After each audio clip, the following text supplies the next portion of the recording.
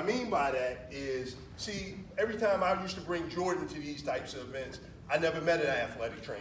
See, when the first time I met an athletic trainer is when I got a phone call on June the 28th of 2018, and the phone call basically said, Mr. McNair, this is Officer such and such from the University of Maryland security or the police force that there's been an incident on the field.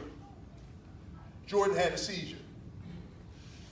And that was June 28th of 2018. And 3 days later, which was May 28th. So June the 1st of 2018, less than 72 hours later, we were at the University of Maryland Shock Trauma Center in Baltimore, Maryland, and the transplant doctor said, Mom and Dad, if we don't make a decision to get an organ transplant right now, Jordan will be dead within 12 hours. Jordan will be dead within 12 hours. 85% of his liver is necrosis. So for those of us that don't know what necrosis is, and I'm speaking in layman's terms, 85% of his liver was dead. See, you all got an opportunity to meet the athletic trainer. My questioning didn't start until I walked into the ER.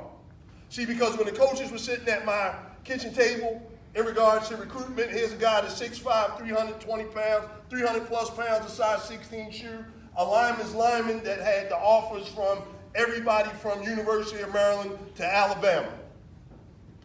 Come play for us. I asked 2 questions. And the 2 questions I asked was, can you get some playing time? And I asked again something around mental health and substance abuse support. See, I didn't know what an athletic trainer was. See, when I walked into the ER, I asked the athletic trainer, hey, had this ever happened to either of you before? To which they both replied, no. I don't even know what I'm asking, what happened. I didn't know anything about a heat stroke. I didn't know anything about heat exhaustion. I basically thought that in the event of your child got overheated, you literally just got in the sun, you got in the shade, you drank some water, and all will be right with the world. See, I never knew all of these things. So imagine losing a child. Show hands, how many of us love our children here? How many of us in here, show hands again, think our child is special? I was at a clinic yesterday in Baltimore, and a father was telling me that his 9-year-old was special. And he wanted the University of Maryland college coach to look at his kid. He's special, I'm telling you. I'm saying, Dad, he's 9. Nah, man, he knows the game. He knows the game. I'm like, Dad, he's 9. But it was funny, and I kept trying to Dad, he's only 9. I'm telling you, he knows plays. He knows the game. He knows this. Dad, he's 9. You got to get 10, then you got to get 11. This kid, let him do karate first. He may want to do something different in life. But that's what we think. We all think our children are special. Sometimes, unfortunately, we just don't know how special they are. You could have never told me 6 years ago that I'd be standing in front of a room full of other parents sharing our story. So you couldn't have told me 6 years ago that I would be an author or I'd be a lay legislative liaison. See, a lay legislative liaison is I know how to get legislation passed, however, I know how to explain it to regular everyday folks like us. So, basically, let's start the clicker. I told you, we went from a healthy kid Tuesday morning to an emergency liver transplant Friday morning. My son passed on June the 13th, 5 years ago, 2 weeks ago. That was the 5th year anniversary. Imagine the pain of losing a son, because as a father, how many fathers in the room, if it goes right, it's off. If it goes right, we pat ourselves on the back. But I guarantee you if it goes wrong, it's a pain you never want to feel. Because it's our fault, because I kept asking myself, what did I miss? And see, what I missed was, when I started looking back in hindsight, was I always taught my son to be coachable. Coach say, run through that brick wall, run through that brick wall. See, I never told my son to self-advocate. I told him to stand up for himself amongst his peers. Don't be a pushover, don't be afraid to fight, always be a leader, never be a follower amongst his peers. See, I never taught him to, if a coach makes you feel uncomfortable, say something. If you see a teammate that a coach is doing something to and you don't like it, speak up. I never taught him to listen to his body. When your body tells you to stop, stop. And mom and dad's in the room, regardless of how much a coach yells and how much they scream and all of these different things. If you don't have it, you just don't have it. So student athletes in the room, you guys in the room, Any coach will respect you coming to him and saying, Coach, I just don't have it today. Don't leave it all on the field, because I'm the first one to tell you, just because my son died, the game of football didn't stop. And I can give you a whole list of other kids that have passed along the way, whether it was soccer, whether it was track, whether it was baseball, whether it was lacrosse. Just because that kid may have passed, the game didn't stop. So young people in the room, listen to your bodies. So one of the things that I started to ask, I told you I asked 2 questions. Can he play, and why aren't he playing? And I know every parent in the room, any medical professionals in the room? Got it. 1, 2, 3, 4, 5, 6. 6. That's 6 probably out of 100 people. I guarantee you, family, we only ask those 2 questions. Can they play and why aren't they playing?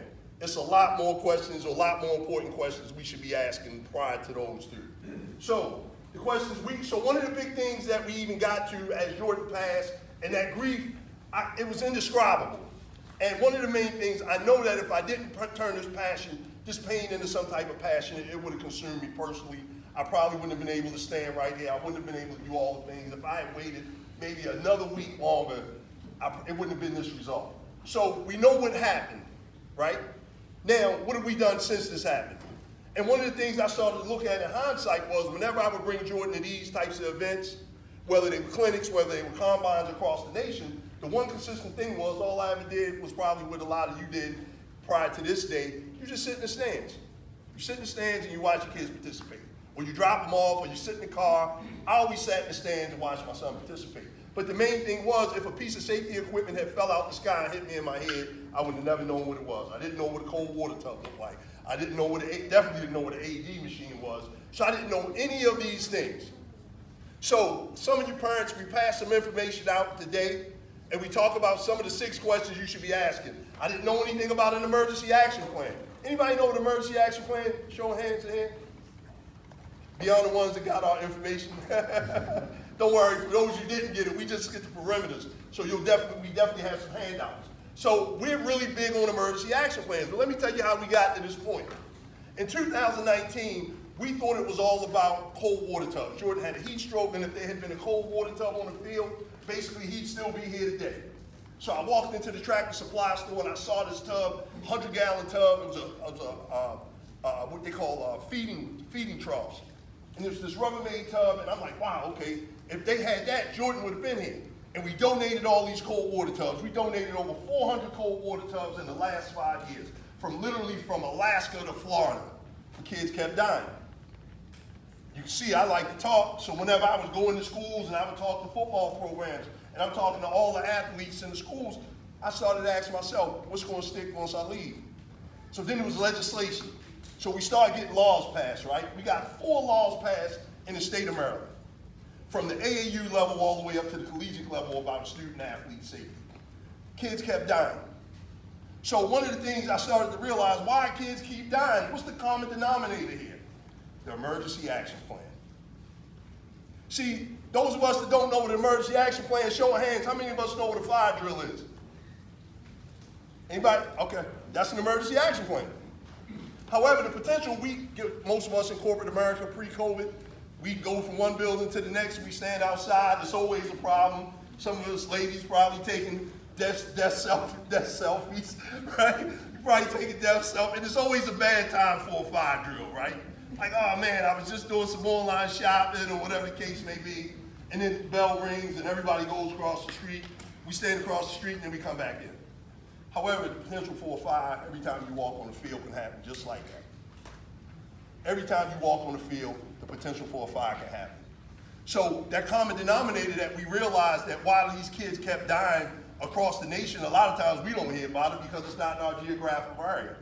This is my business, so I hear about every death. I have a vast team, we have a national reach, so we hear about every single one. So what we realized was the common denominator in all these deaths was the emergency action plan. Either there wasn't one, or there was one and it wasn't practiced. It doesn't have anything, regardless, let me tell you, you can have all the safety equipment on the field, but I guarantee you, if you ain't got no EAP, that's the foundation of the safety aspect of it. So with the EAP, we start looking at emergency plan assignments. So as as your athletic trainer just told you, they'll be the ones that will attend to your child. Don't be afraid to talk to that lady if you see her and the other athletic trainer. Listen, please don't, family, because again, these are the people that's going to save your child. Any coaches in here? Show a hand. Are you a medical professional, sir? No. You medical professional? Who else was a coach? Did you guys go to medical school? See my point? Coaches are not medical professionals. But again, what usually happens when these deaths come is always the coach's fault. Because the coach pushed my kid too much. Or the coach did this. But a lot of times, family, what we got to realize, coaches aren't medical professionals. They can be just as educated as we are. The more educated that we all are, the safer all of our kids will be. Now, when we look at emergency action plan assignments, and I want you all to be very mindful of this, regardless of the age, if you're at the AAU level, if you're at the high school level, you are lucky because in the state of Pennsylvania, your school has to have an athletic trainer. That's state law. But keep in mind, a 5-minute meeting. How many, show of hands, how many people saw DeMar Hamlin's situation on Monday Night TV? Yeah, that went smooth. Unfortunately, in the real world, it doesn't. You know why I know? Because I talked to 6 families that following day that had to relive that nightmare all over again watching it on regular TV.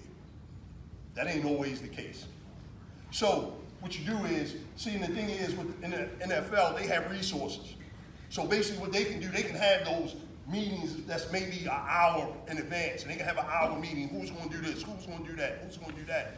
But if you have a solid emergency action plan, guess what? You can have a meeting, a 5-minute meeting before every practice and every game. And I guarantee you, if you got a solid emergency action plan in place, you'll get the same results in regards to statistically a person recovering. So when you look at emergency field assignments, you already see, and we're giving handouts about this stuff as well. Who's going to call 911 and guide EMS to the field? If you got a team mom, how many team moms in the room? Got it, team mom. If we call a 911, we just can't say, hey, the kid fell, right?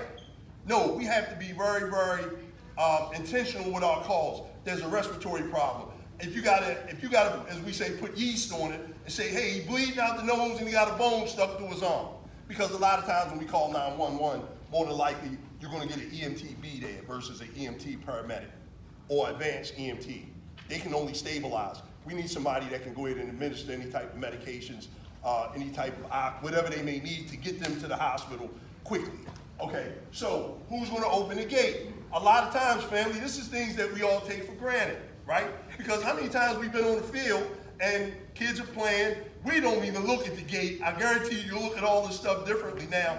You don't even look at the gate in the event of, because we don't have an in the event of mentality. I never had it. I just always assumed in the event of, they got it. And unfortunately, that's not the case.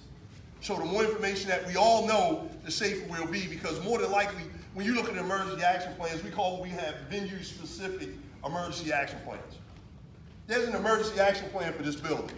The baseball field will have an emergency action plan. The swimming pool will have an emergency action plan. The basketball gym will have an emergency action plan. You may have a park with more than one field.